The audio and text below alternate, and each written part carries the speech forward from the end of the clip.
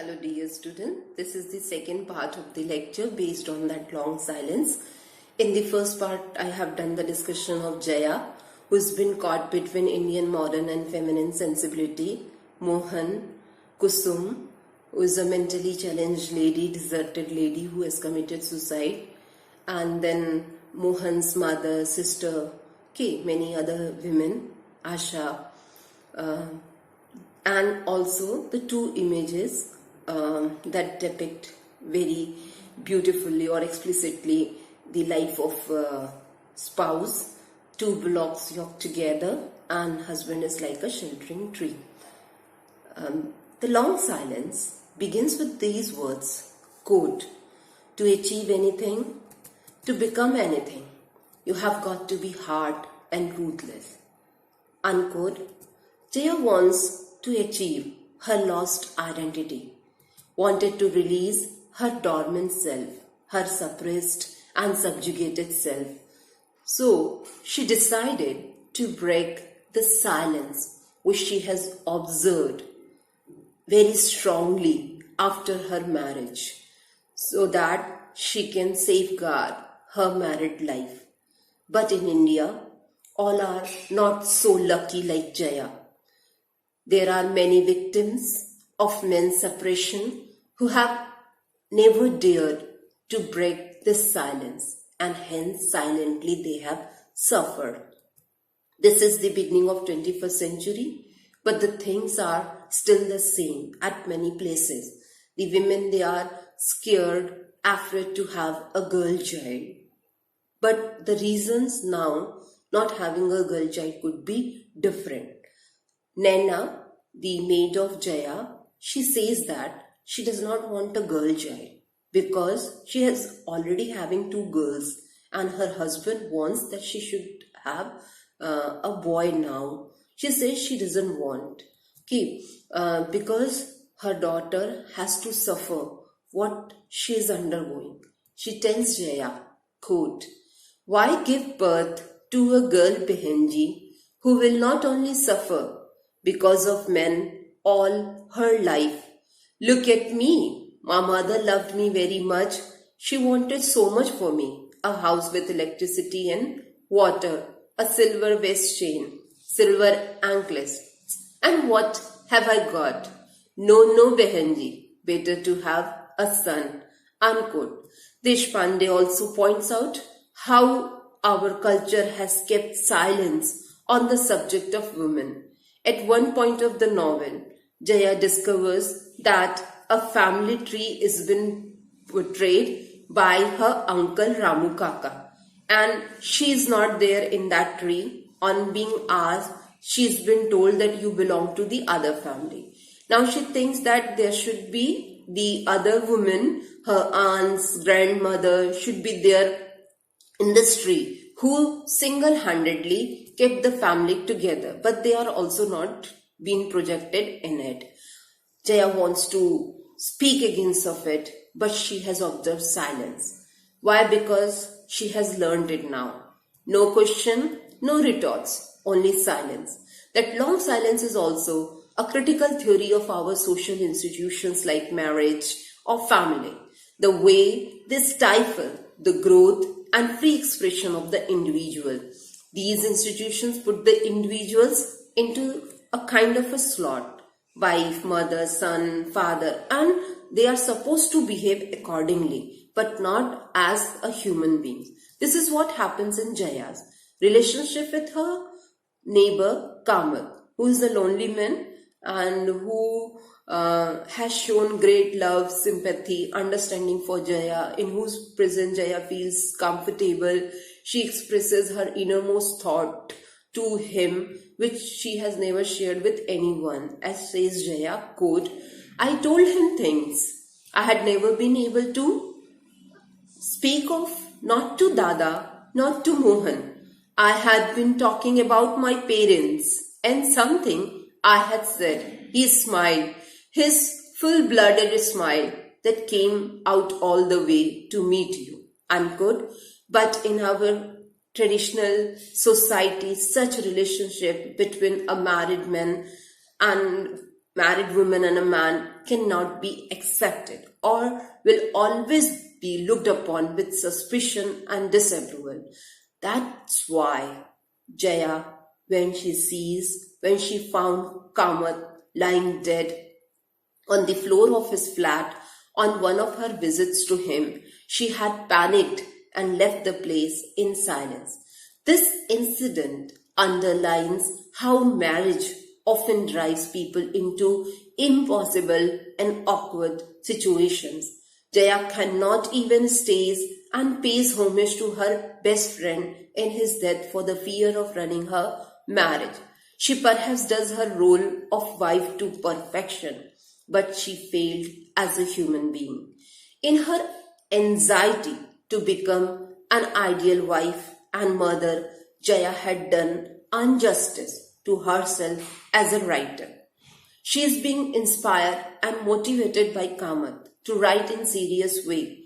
This made her to regain her self-confidence, which she has, after her marriage, lost. Kamath indicated her faults.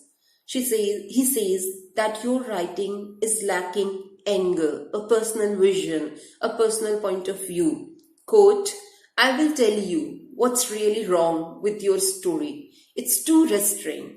Spew out your anger in your writing, woman. Spew it out. Why are you holding in it? So, from the point of view of Kamath, the women, they are not bold enough to express their innermost feeling. They have kept themselves mum because of some pressures. So, Jaya says that a different perspective has been taught to her by Kamath and Mohan. Kamath is saying express yourself, but Mohan is saying no, this is unwomanly. A woman should not get angry. Quote, a woman can never be angry. Jaya has now accepted this fact. She can only be neurotic, hysterical, frustrated. She should get another ways to express herself, but not through anger. There is no room for anger in my life, no room for despair itself. So they have become a dispassionate people in this society.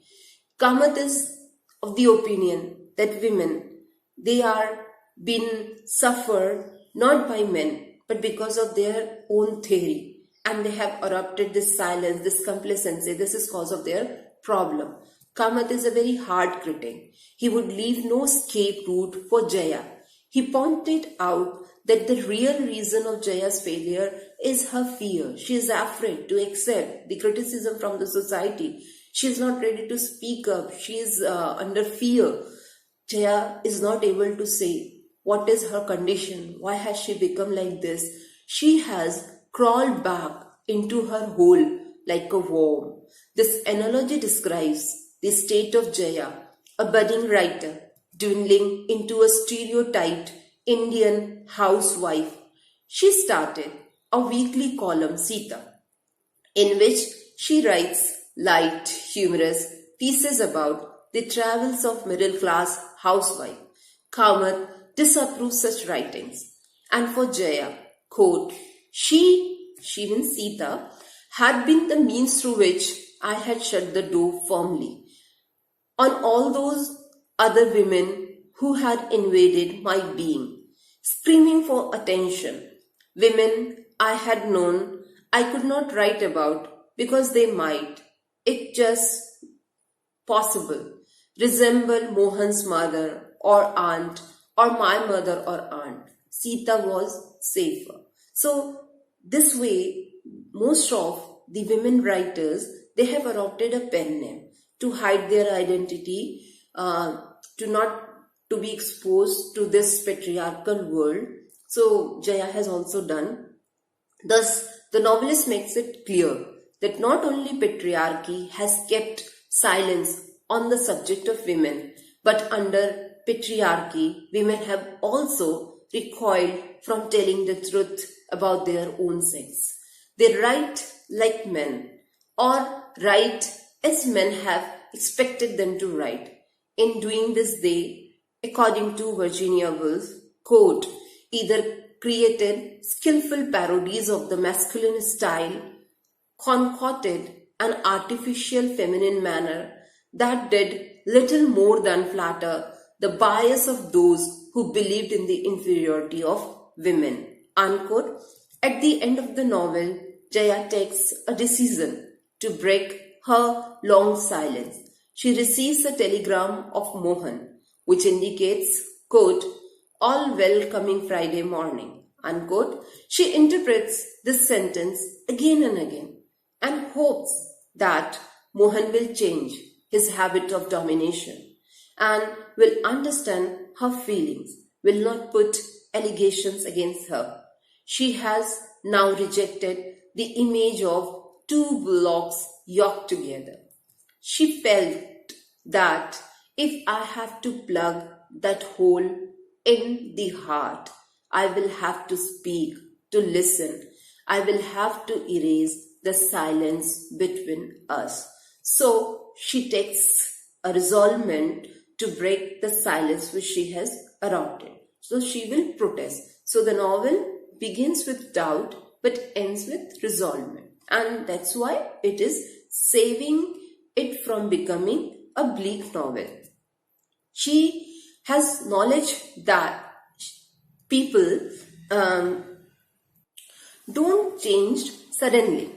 But without hope, we can't alive.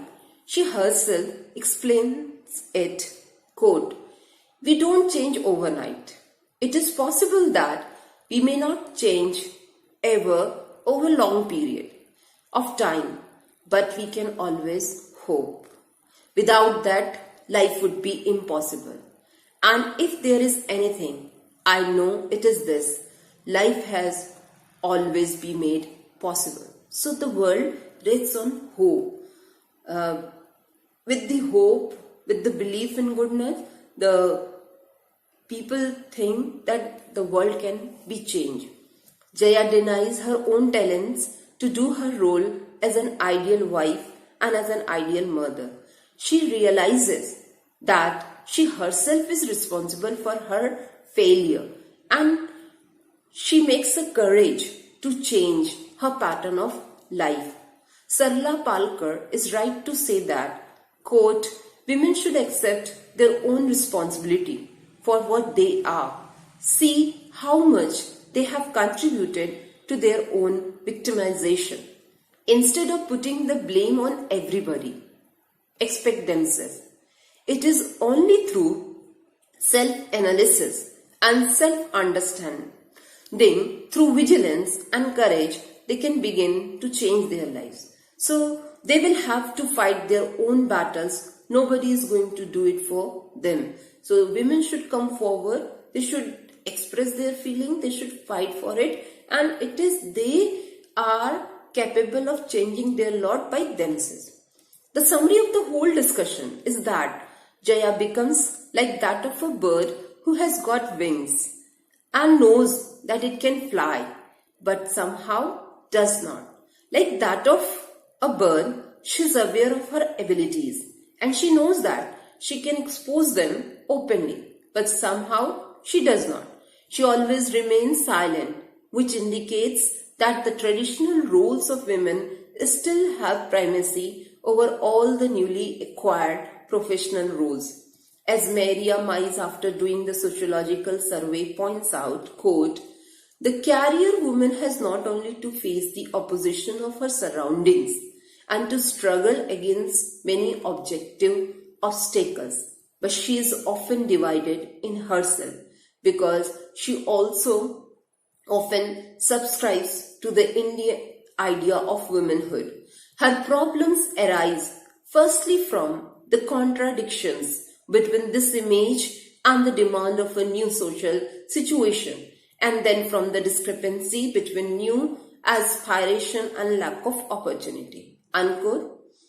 A question often been asked by these students, what is relevance of such texts in today's time when women, they have successfully carved a niche in male arena, in male avenue. They are successfully making their career. The tremendous success and powerful position which the women have acquired now, because of which they have become vociferous, they have become strong articulator, very boldly they are expressing themselves. But this has not changed the oppression which they are always facing. The suppression and predicament is same, though the form of oppression is different. Earlier, they were being denied to articulate themselves. Now, when they are articulating, when they have entered in male arena, then they have to suffer lot of other kinds of violence, suppression, and trauma. Women are drastically paying to come out from the subordinate position, and we all are aware with the victims what they have to suffer, like Priyanka Reddy, like Nirbhaya, Lakshmi Agarwal. The list of traumatized and tyrannized women is exhausting. So we can't say everything is thoroughly been changed, but we can hope for a world, for a better world where there will be no such kind of problems. The women activists, writers, thinkers, supporters, they want to dream about a world where women can live with dignity, with respect, and without any fear of molestation and suppression. Where, like Sri Aurobindo, the mighty perish in their might, the slain survive the slayer. Where, like Tagore, the mind is without fear and the head is held high. Let's hope for a better and secure world for women. Women, they are the half population of the world. If the justice will not be given to them, then the world cannot progress. So a time has come when everybody should think for the men and women both from the different perspective. Have a good day. See you soon.